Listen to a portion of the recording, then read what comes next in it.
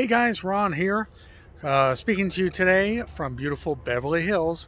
In fact, that's Sunset Boulevard up there. So we're between like Sunset and Wilshire and Beverly Hills. I'm going to show you a house now. Why are these people slowing down? I'm going to show you a house now, actually, and there's a car in the driveway, so people may be home. I'll try not to stalk the house too much, but there's so much to say about this legendary actress, Marlene Dietrich. This was one of Marlene Dietrich's homes in Beverly Hills. And the other interesting thing about this home is that apparently it was either built for in the 20s or owned by, it's the home behind me, or owned by exclusively Harry Cohn, who was one of the co-founders and then chief at Columbia Studios, back when the days when it was Harry Cohn at Columbia, Jack Warner at Warner Brothers, Walt Disney at Disney, Louis B. Mayer at MGM. So I'm trying to do the research on it, helicopter, but I don't know whether Harry Cohn had it built for himself or owned it, or both. Anyway, without further ado, let's turn around here and take a look at the house as best we can. Well, sorry about that. Like I say,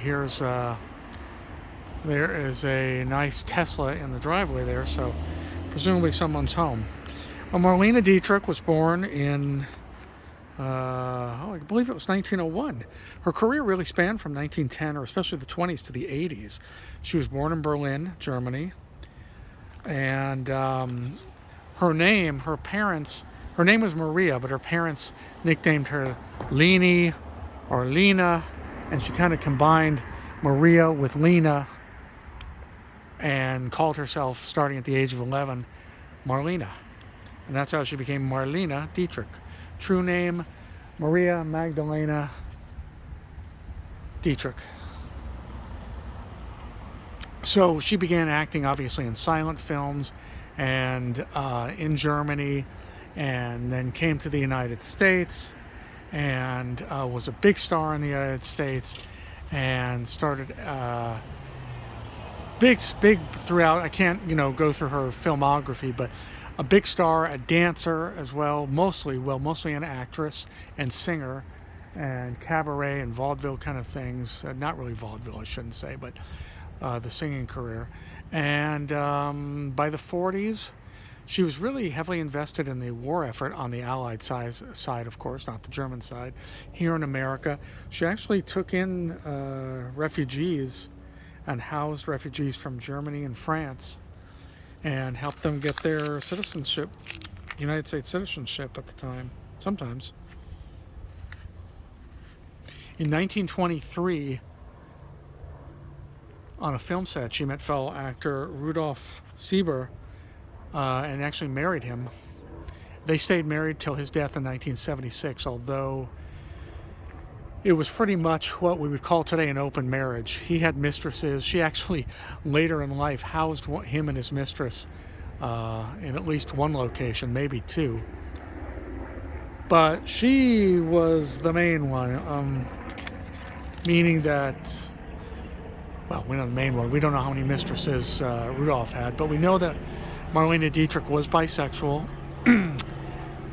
She was a mainstay, would hang out apparently at the gay bars in Berlin in the 20s. I imagine those were all shut down during the reign of the Nazis, which began in 1933. But Berlin was still a hip-hop place in the 20s. And she had many affairs, mostly with men, or exclusively with men, the way she told the story later in life. All the biggest actors of her day. That was John Gilbert, Doug Fairbanks Jr., Gary Cooper, Jimmy Stewart even. Most of these men were married, by the way. If not all of them. Who else? I had to make a list because there were so many. Excuse me there. Frank Sinatra. Oh, this is good. JFK and his father, Joe Kennedy. Wasn't the first time they had shared a mistress, but yeah. I said Sinatra. In 1975, She was in Sydney, Australia acting, and she fell from a stage and she broke a thigh bone, which I guess might have been akin to breaking a hip. And it kind of that effectively ended her acting career. She had one more part in 1979, but that was pretty much for the acting career. She actually died in Paris, and I believe it was 1990. She was living there. She had a flat, an apartment there, and she died there. And her request was to be buried, though, in Berlin. So she went back to Berlin, even though her casket was caped in a American flag.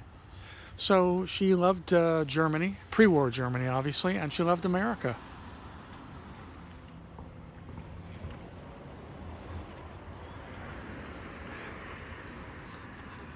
Quite a legacy. And this home, I believe, from the photos I've seen, this is pretty much how it looked in the Harry Cohn days. I'll walk up to the steps just for a second.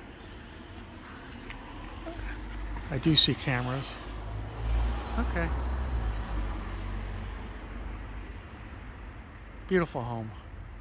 Beautiful home. So I guess I'll leave it at that, folks. Love Beverly Hills. You see how very quiet it is. In fact, what's interesting, yes, it's very quiet. Normally during the week especially, all you see is the landscaping guys and occasionally someone walking a dog. But right here, let's turn you around. Look what we've got right in, almost in front of her home. I guess they're slowing people down because Sunset Boulevard's right there.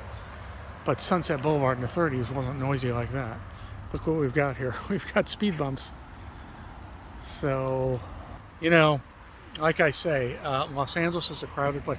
That's what everybody's slowing down for, the speed bumps, before they hit Sunset Boulevard there. Okay, folks. Well, as always, it's been a pleasure. My name is Ron. Please like the channel. Please give me likes, because that's how I move things forward. Also, please subscribe to the channel if you haven't already. If you do subscribe, hit the little bell icon next to the subscription button, and you'll get notifications when I post. And leave comments if you like. I'd appreciate it. And I appreciate your viewing. All right, folks, so let's take one last look at the house, and I'll see you at the next.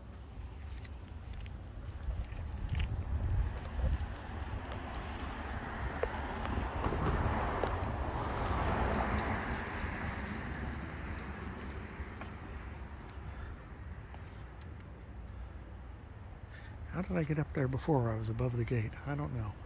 All right, folks, we'll see you at the next location. Yeah, that's a beauty. That is a beautiful home. And a beautiful neighborhood. And Sunset Boulevard that way and Wilshire that way. All right, folks, we'll see you again. Bye-bye. Thank you.